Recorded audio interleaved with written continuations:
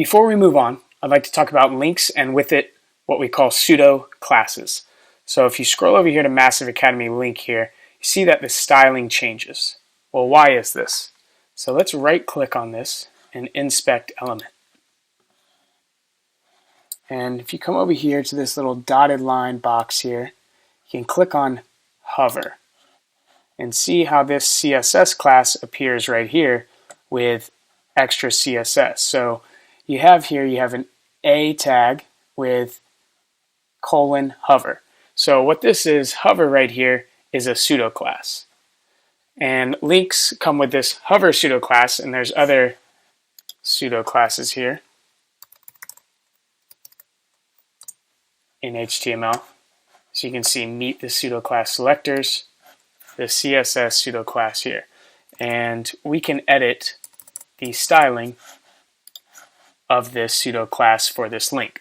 So how are we going to do that? Well, we've already styled links that are in a class of homepage. So we're going to add, you can combine pseudo classes with HTML selectors and classes. So dot homepage, A, and we're going to say hover.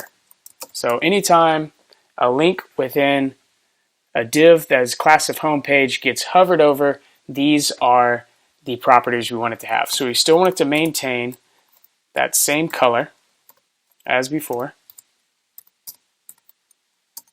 And I also don't want it to have this underline here. So text decoration, none. And then we're going to use this opacity property here.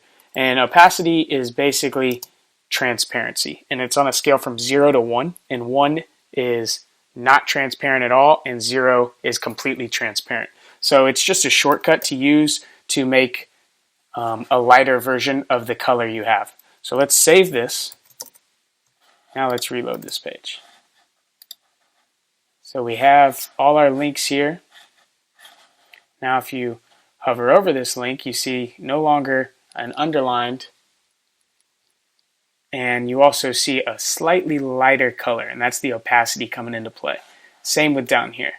You also see down here that light gray background that appears because Bootstrap has already done some of that CSS for us with the button default. So button default, pseudo class hover, background color, border color, right there.